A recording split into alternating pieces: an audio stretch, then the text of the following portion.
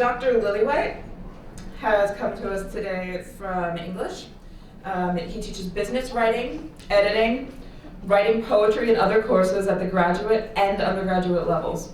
He is a past director of the Graduate Professional Writing Program and current director of the BCLA minor at Towson. He is also co-coordinator for business writing for the English department. For 30 years, he has done extensive writing consulting with such clients as NASA, the Government Accountability Office, GMT Engineering, the Department of State, NSA, the Department of Defense, the Federal Highway Administration, and many others. His new book, Mastering Workplace Writing Skills, is being published and will be available in 2015. Please welcome Dr. Lillywhite and enjoy the conference. Thank you. I don't think I have a microphone, so I'll just speak up. There's a certain tyranny, or maybe you'd call it hegemony, in planning. And I want you to know that this presentation was very well planned. But now that I've heard our keynote speaker, I am distracted, right, by a lot of the things that she said. So I think I'm going to just sort of be in the moment. I was interested in this pen that they gave us in our little black pack, because I don't know if you noticed, but not only is it a pen with ink, but the back and the top of it is a little rubbery thing that allows you to interface with your electronic, right, this whole thing. So, you know, we have analog and we have digital here, right, which is pretty amazing. But what's most important about this pen is the content that it can provide for us, right? And so that's going to be a kind of theme that I'm going to be talking about as we go through this whole presentation. To me, writing is 90% about the content, 10% about the presentation. What I mean by that is when you read something, probably, you know, unless you're doing an aesthetic reading, you are more interested, about 90% of your attention goes to the information that you're pulling out of what you're reading. And about 10% probably unnecessarily has to do with the way the thing is presented. It'd be nice if it was 100% content and the presentation was just a clear window pane that allowed the information to come through. In the spirit of the moment, I would like you to look at the handouts, and I would like you to look at a document that starts out to Office of Pipeline Safety Government Oversight Committee. Do y'all see that? Thank you. So this is a piece of writing that was sent to me by somebody at the Department of Transportation, and they were sort of giving something away here, but they were upset because they had paid a lot of money to a well-known company, one of the KPMG, I'll just say. And they were asked to look into a particular problem. And then it turns out to be a very simple kind of problem. And this is the information that was presented. And it was the kind of way they got paid, you know, I guess you would say.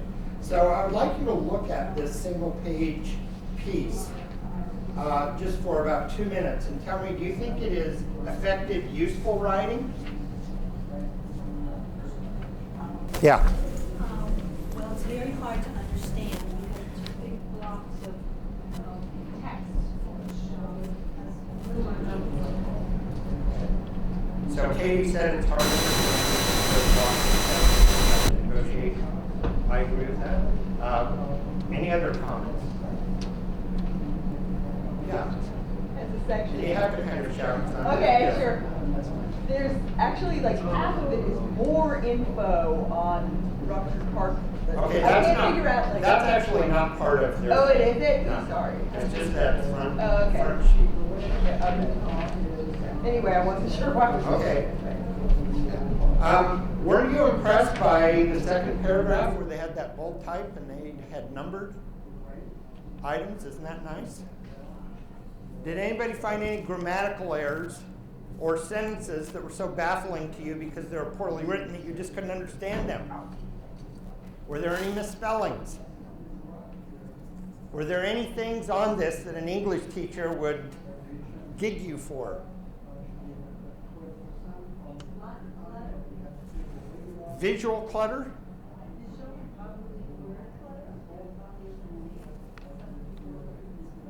Possibly. Okay, possibly. Well, I'm just going to tell you that this is in the running for some of the worst writing I've ever seen in my life.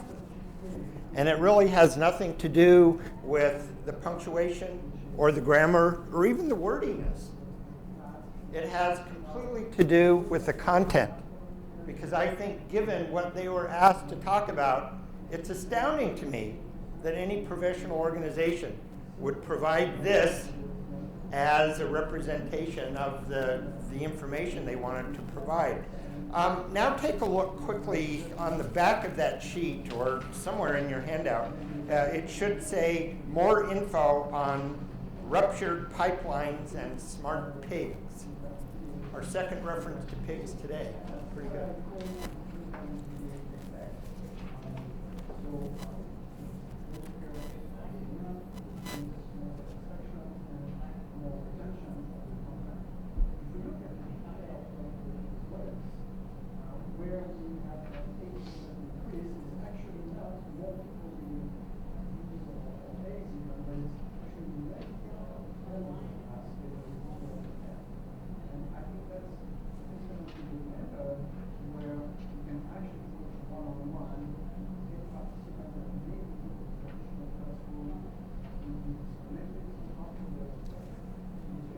Is this more interesting to you than the actual memo? More accessible, but just in terms of information, are you more interested in some of the things they're talking about? And if so, what kinds of things are you seeing that are interesting to you? This is not meant to be a revision of that memo at all. It's just bits of information. This shows what happens when there are finally some negative reporting also. At the same time, more information about, like say they are talking about BP, Yeah, I was interested to find out that there were 6,500 spills, leaks, fires, or explosions nationwide. That was interesting to me. Seemed notable. I didn't hear about that in the other piece. I was interested to find out what smart pigs were about. I don't know if you got far enough in the original memo, but around the third paragraph, they suddenly start talking about smart pigs. And it's like, I don't know what smart pigs are.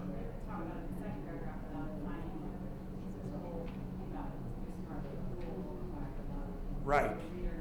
Yep, and again, this page is not meant to be a revision of the original. What happened is when I read the original, I went online and Googled 4 things, and within 15 minutes, I was able to cut and paste this information together. And again, not at all meant to be a revision, but it's just meant to show you some of the information that was in the background, that was behind us, and extremely accessible.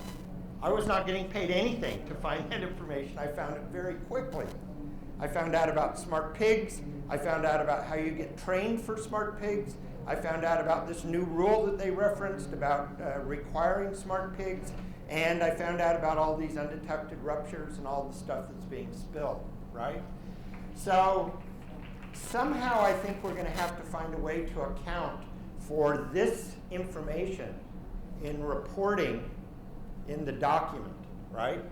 All right, so I'm just going to put that piece up front in my presentation. And now I'm going to come back to my presentation. When I end, we'll come back and revise this, and we'll make it good, okay? All right, so what I'm interested in talking about is the way we teach writing in college, and I don't mean to step on the toes of my fellow writing teachers in this room or throughout the universe, but I'm concerned about the way we teach writing. So let me just say to get the other side of the story out there. There are lots of reasons why students should write for teachers. One of the pieces of paper that I've handed around says why writing assignments are part of effective teaching and learning. So that's the other side of the story, and I'm not going to go through it with you, but it's there. It's very interesting information, and I think I agree with everything. However, my whole point in my presentation is that in teaching students to write for teachers, we are providing skills that don't necessarily translate into the real world, into the workplace, let me say. And I'll talk about why that's so as we go through this presentation. I'm going to start this presentation with a particular presentation format. I don't know if you've ever heard of these before, but it's called pechakucha. Some people pronounce it pachakacha. It's supposed to be Japanese word for chatter, and I've had 5 different Japanese native speakers give me 5 different pronunciations for this word. So I'm just going to go with pechakucha. And you'll see this is a writing assignment that I give my own students. And what they have to do is they have to provide 20 PowerPoint slides. The slides advance automatically. Each one is up for 20 seconds.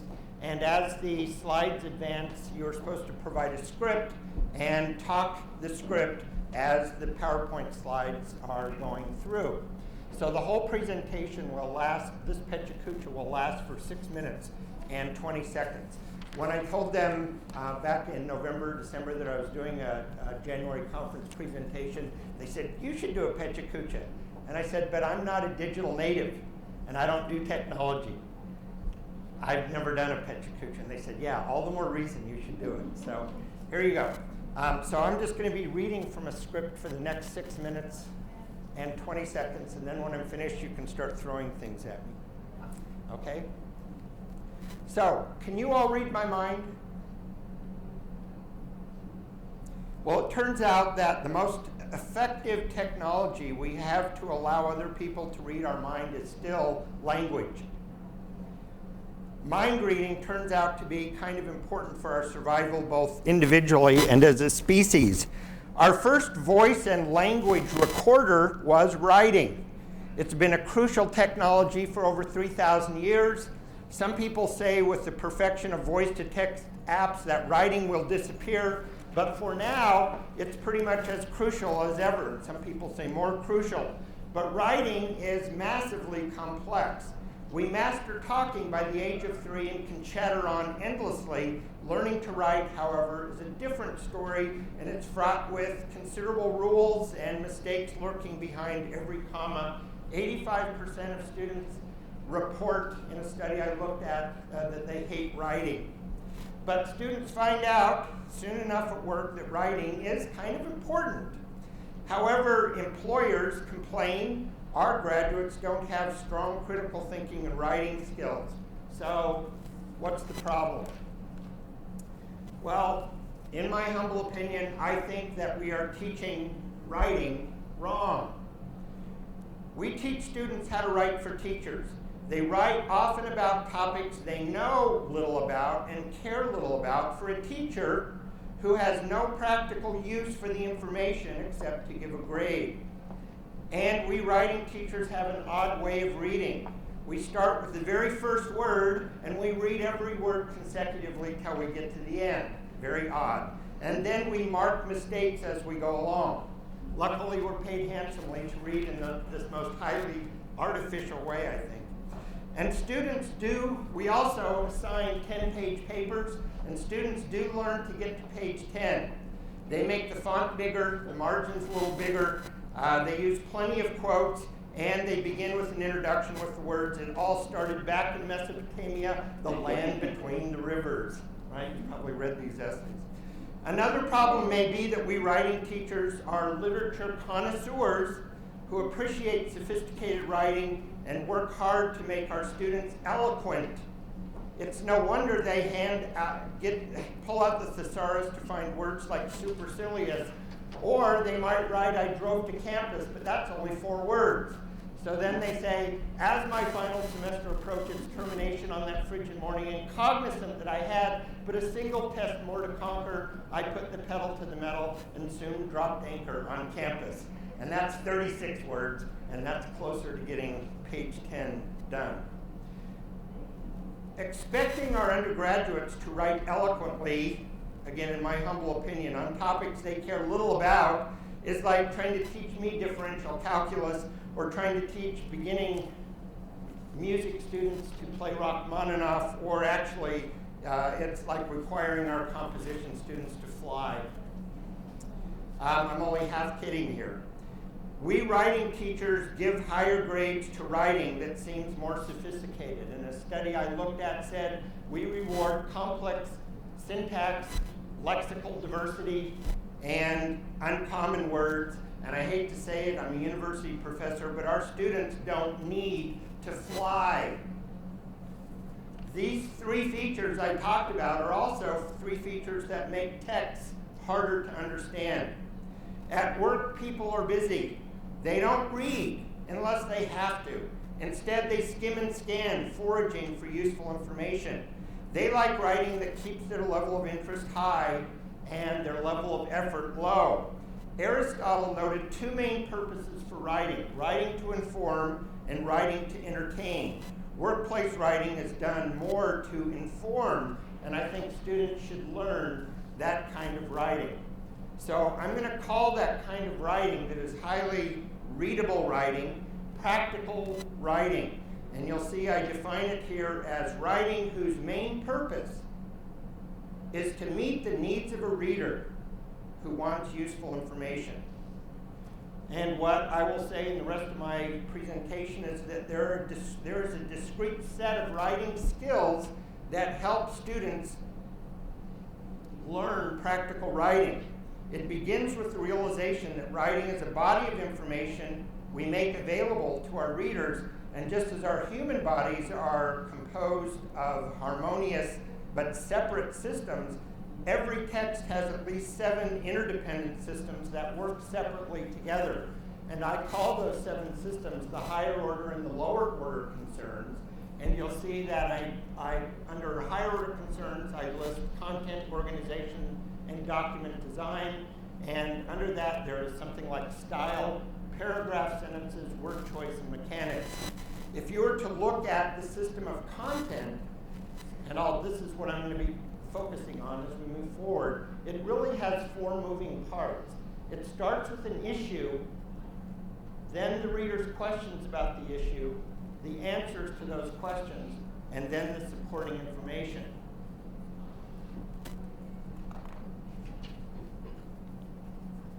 I would like to make a distinction between message soundness on the one hand, having good content, useful content, and message presentation on the other, the way we present it. They're both important,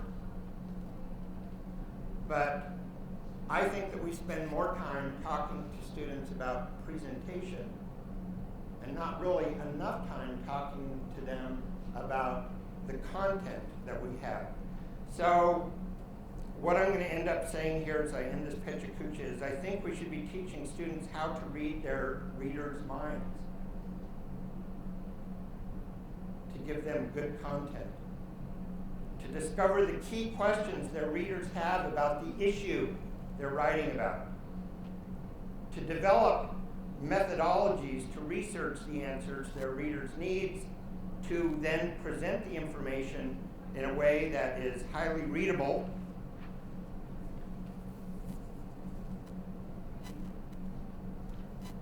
and practical. I had a life-changing moment in 1987. I was asked by the Government Accountability Office to come down and help them with writing. I have a PhD in writing. I know everything there is to know about writing. I was more than happy to oblige. Within about 15 or 20 minutes of trying to teach these people writing, I started getting questions back from them that I had no idea what they were talking about. And that's where I had the realization that I had been learning as a student and then teaching as a teacher, students to write for teachers. And it's sad that when we write for teachers, when they are not the main person who is interested in this information, when information is not instrumental to you, when you can't use it as a reader, what good are you for the student? The student should be writing to a real reader, and that reader should be giving a grade.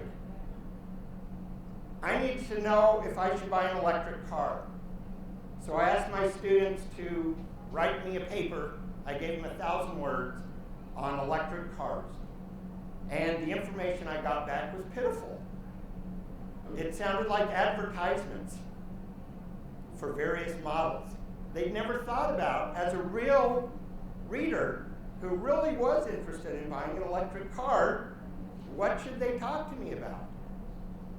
And I became aware that that area of their writing skills, or writing resources, hadn't really been focused on and concentrated on. So for me, the problem begins, already mentioned that I think that practical writing is really 90% about content, connecting with the reader. But to me, the problem comes from the way we think about communication. We have swallowed, pretty much hook, line, and sinker, the idea from information theory that communication happens when a sender encodes information, transmits it to a receiver who decodes the information. This is called the transmission model of communication. It turns out it comes from Bell Labs from 1947. The two authors are Shannon and Weaver, and toward the beginning of the document they say, this model of communication is not meant to apply to any language that conveys meaning. It is talking about sending radio signals from a transmitting station to a receiving station. And when they talk about noise, they're talking about sunspot activity, electrical storms, high winds, right? The problem with this, and I know that people have tinkered with this and tried to add feedback loops and so on and make it more human. But the problem with this theory for me is that it privileges the sender. Whatever the sender wants to send, beautiful. Send it out into the world, because they assume that as receivers we are these empty vessels just waiting for information to pour in. That is not how I communicate.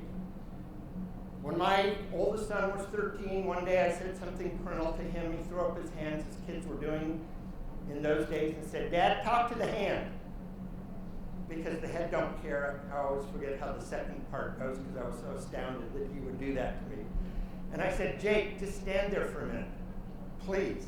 I think now I understand why the transmission model doesn't work. You are the receiver, and as the receiver, you have the delete key. You have the power in this communication transaction to delete everything I say. And that is really interesting to me, right? This model really doesn't account for that. When we do practical writing, we are writing primarily to meet the needs of the reader. It's not a matter of the dissertation, the wonderful knowledge I have to send out into the world to whomever might be interested.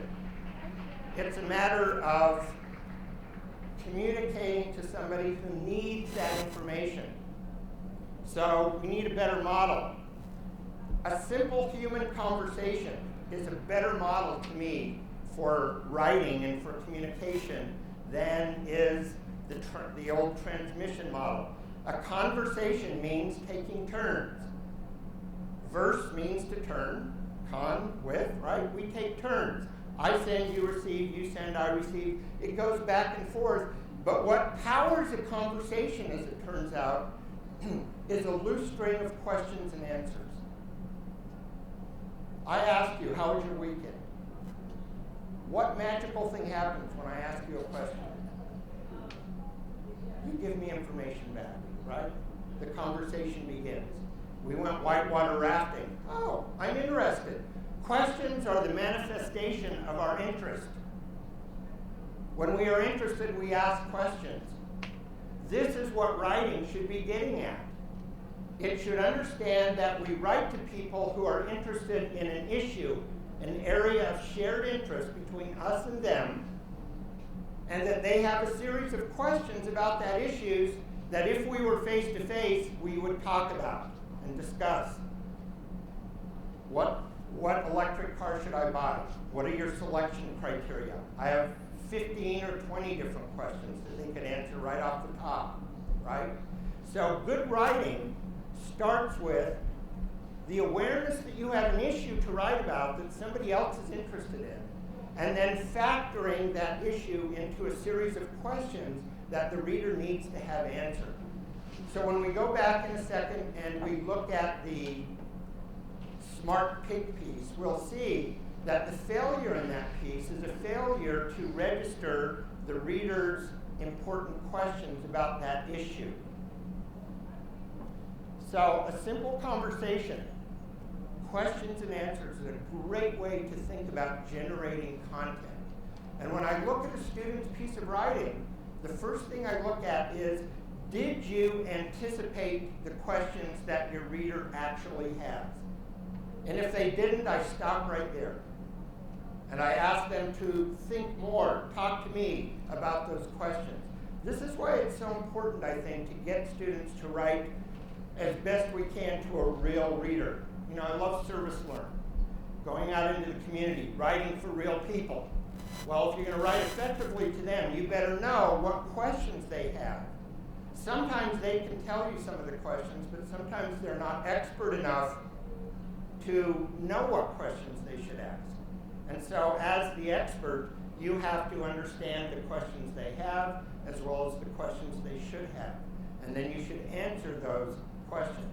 So when I talk about the four moving parts of that system called content, I'm talking about the issue, the area that brings us together, that we're both interested in, the questions that probe that issue, the answers that we get through our methodologies and our research, and then the supporting information that supports those answers. And that's what I think of as message soundness. So I want to kill the idea of the perfect text. I'm so tired of seeing people, when they edit things or review things or grade things, get right into track changes. Oh, there's passive voice. Oh, that comma was wrong. You really misused this word. That's a kind of high polish that happens at the very end of the reviewing and editing process. The very first thing you need to do is say, does this piece have good content?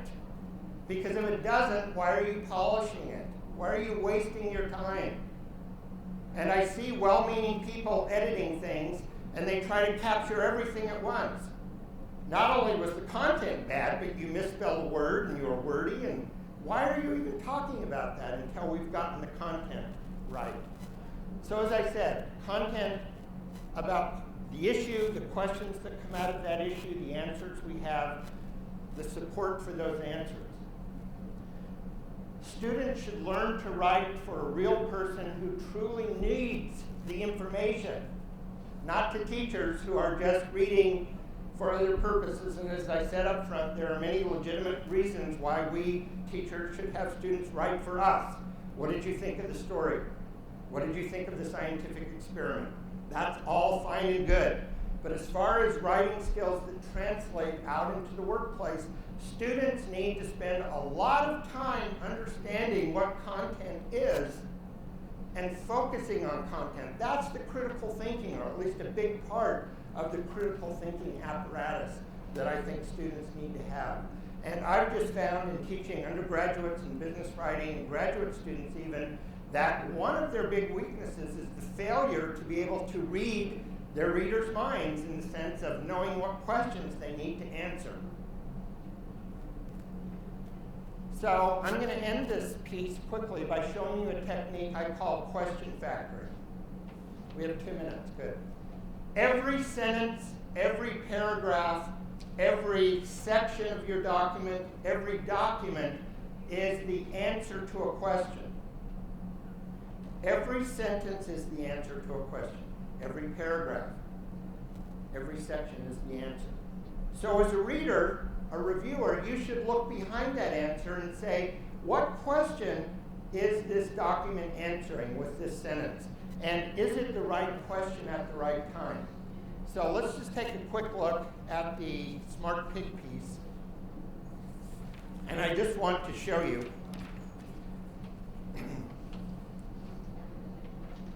it's not, in the first paragraph they tell you about how many inspectors there are and how many inspections they do and so on.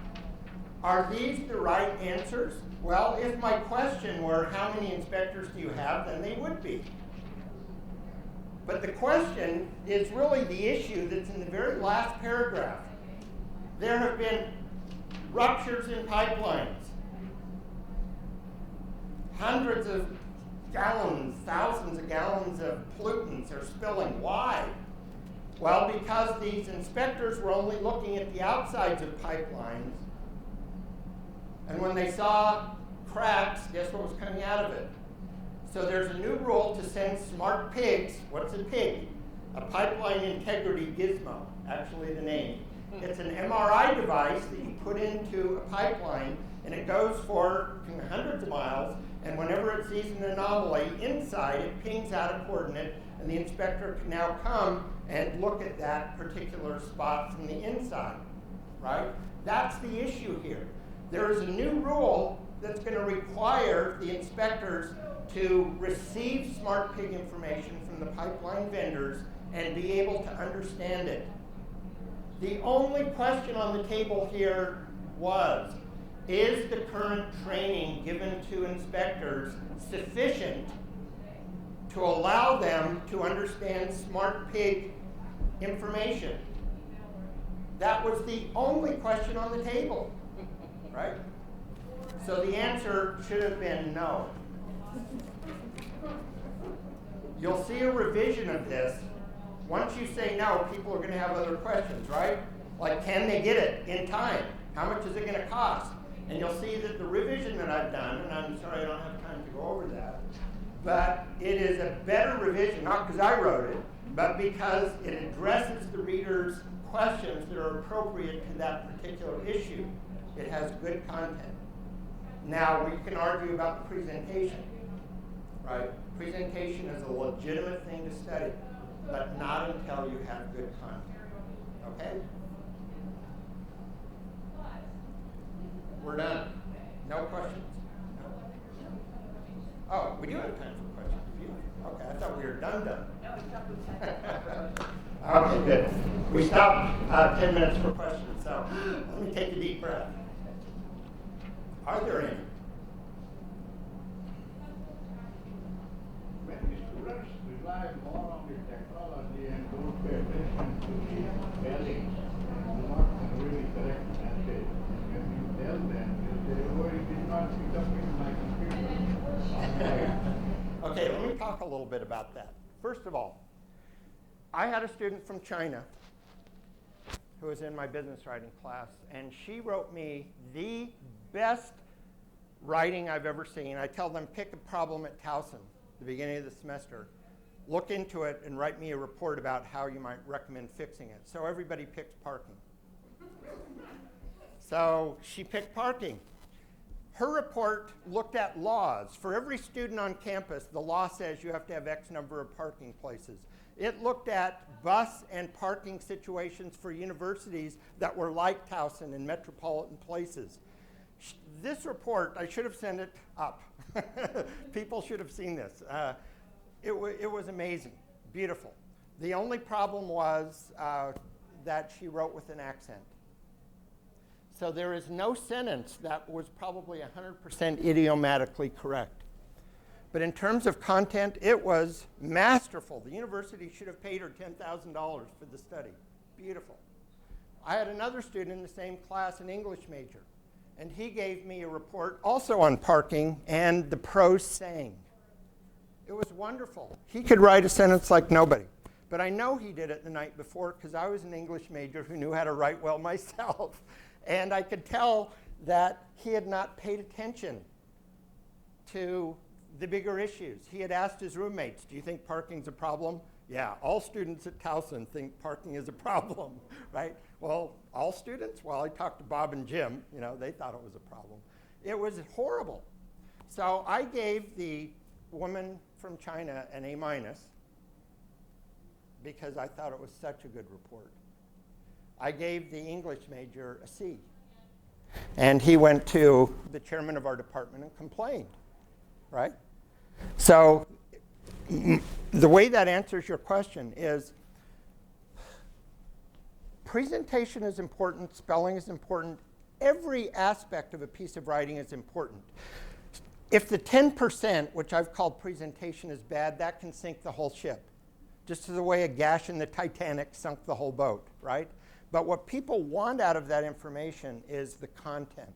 And so her piece of writing, as flawed as it might have been at that level, and for understandable reasons, was so far superior to the piece of, I won't use that word, but the piece of writing that I'd gotten from the other person. And he was just used to being facile with his language and just trying to impress me with the flair of his style. But here's my real answer. I found that when students pay more attention to content, their writing gets better. When students are confused about the content, I don't know what the teacher wants, I don't know which way I should go, that is manifested, oddly enough, in a lot of problems with the writing. And plus, students are trying to be eloquent, they're trying to impress their teachers, and so they end up getting into sentence structures that they don't understand. They're in foreign territory. So I think there are a lot of problems that come from students not knowing or caring what they're talking about and trying to impress me as a teacher. And I found that the more time I spend with my students in developing good content in the way that I've tried to demonstrate here, strangely enough, their writing gets a lot better. I'm not saying it's perfect, but it gets a lot better, right? That's interesting. What? Yeah, research certainly supports that. So, I've been working with the College of Business and Economics for at least 10 years because they get calls from employers who say your students can't write. And so CBE comes over to English and said, why aren't you teaching our students to write? And so I go over there and they say, well, what do you mean we're not teaching them to write? And what I've heard, not from everybody, and this probably doesn't reflect the current people who are there, but what I heard initially was lots of surface errors, right? Passive voice. It's interesting. So, being a kook, I said, can you give me your syllabi for all of your cornerstone classes? And they did. And I went through and I found many, many surface errors in their syllabi, right? And I didn't mean to embarrass them, but it's like mistakes happen, as the famous bumper sticker says, right?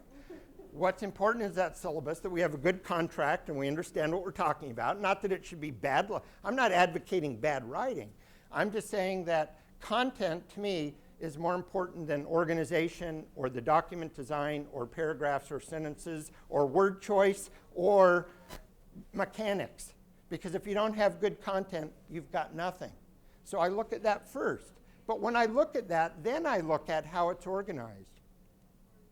And I talk about the logic and why you would put this first and what questions are more important. Then I look at the way you've designed the piece. What medium have you chosen to present it, electronic or analog? Then I get into issues of paragraphs. Then I get into issues of sentences. Then I go into actual word choice. And it's interesting because anything I touch up here affects stuff down here. And when people try to capture all of the mistakes at once, it's horribly inefficient and horribly confusing to students. Because for every big content mistake, students will make 10 or 15 little mistakes. And so I have 10 or 15 comments about the little mistakes and one comment that's really important about the content. And what are they to assume from that? I'm more interested in this other thing. So when I grade, I look at content. If there's a problem, I shut it down. I get them to revise. And when that's fixed, then we can go on. That's what revision means. Students don't know how to revise because they think it means just changing a few words or sentences. Revision is, have you answered all the questions that the reader has? And in doing my work, I didn't realize that all these were questions I hadn't anticipated, but now in my revision, I can put in answers to those new questions and develop new sections. That's a big part of what revision is, right? Yeah. I think a lot of teachers, you know, 15 weeks to get this done. Yeah, that's a problem. It because, is. And I integrate my students writing a draft for a case study or whatever it is Yeah. they're doing. But you end up grading it twice, you know. Yeah. But it has to be, the system has to also support you in the process of giving that feedback. I totally understand. And again, I've read studies that show that English teachers continue to give higher grades to documents that have, as I said, more complex sentence structures, especially sentences that are what we call right-branching periodic sentences, right? That seems to be more sophisticated to us. Using a variety of words. So if I say doctor, the next time I'll say physician, and the next time I'll say the white-coated sage or the emissary of Caduceus or God knows what. So the next time you go to your doctor, ask your physician if your health provider can supply you. And if you write that way in the real world, people are like, what are you talking about? I have no idea, right? Yeah, but I just think Yeah. the system needs to support writing teachers. Yeah, I agree. Yeah. The process. Right. Because I mean, I wish freshmen, humbly, I submit, I wish students learned what I call practical writing from first grade on up. And in freshman writing, I wish they would learn the reality of writing for people who care. I mean, even if it's, I'm writing for you and you like video games. How's the new video game? Fine, I'll write a review. What questions do you have? And I can go through and I can create a network of questions. What's odd to me is when students come to me and say, Dr. Lloyd-White, I'm writing this paper for Professor so-and-so and I don't know what she or he wants. And I look at it and say, well, let's break it into questions. What is the issue? And what questions? Well, there is no reader. I'm supposed to imagine a reader, somebody out there. And it's like already those assignments are doomed. I mean, case studies are better than nothing, right? Yes. So how do you think you can help your faculty colleagues frame or set writing assignments that will foster this emphasis that you've placed on question, content, and reader? How can you help us think through that? Right. It all starts with having a real reader and a real issue for that reader. Because if you don't have that primary setup, now we're writing in a very artificial situation, and a case study at least gives me some semblance of a real person. Because understand what content is. First of all, it's about an issue defined as an area of shared interest between you and the person you're writing to. You have to have that. Otherwise, the person won't be interested. That is, they won't have questions. And once you have an issue, teach students how to factor it into a list of questions. I was taught brainstorming. Write down everything you know about the topic. That's not useful. No reader wants to know everything I know as an expert about a topic, right? What you should be brainstorming are the questions that are appropriate for that issue. And you should interview the person and say, hey, what do you want to know about electric cars? Are you interested in the way to finance them, the range that they get on a single charge? You need to talk to people. In the workplace, I work with tons of people, and I'm called into places like GAO. My people can't write. It's never the case. The case is that they manage the writing process poorly. There are huge what are called agency costs. People run off doing all kinds of things, and there's not good communication that has to do with the fact that we're looking at this problem, issue, area of risk, whatever you want to call it, and we have to agree on the questions before we move forward. I've handed you a 10-step information queuing assignment. These are the 10 things I have my students do before they're allowed to write a draft. The idea is, hey, do a draft and then we'll talk about it. Very wasteful. Get people to do outlines. show me the questions. I start an assignment to answer your question. I start an assignment by telling my students, send me the questions that you're going to answer. And that is an area of negotiation for longer than it should be. It's amazing how students lack that simple ability to imagine what questions does my reader need to know about this. And that's a huge part of critical thinking. People talk about syllogisms and enthymemes, and that's critical thinking. Well, that's part of it. But a more practical part is the idea of having a simple conversation, an exchange of information, which is based on questions and answers. I think we have to end.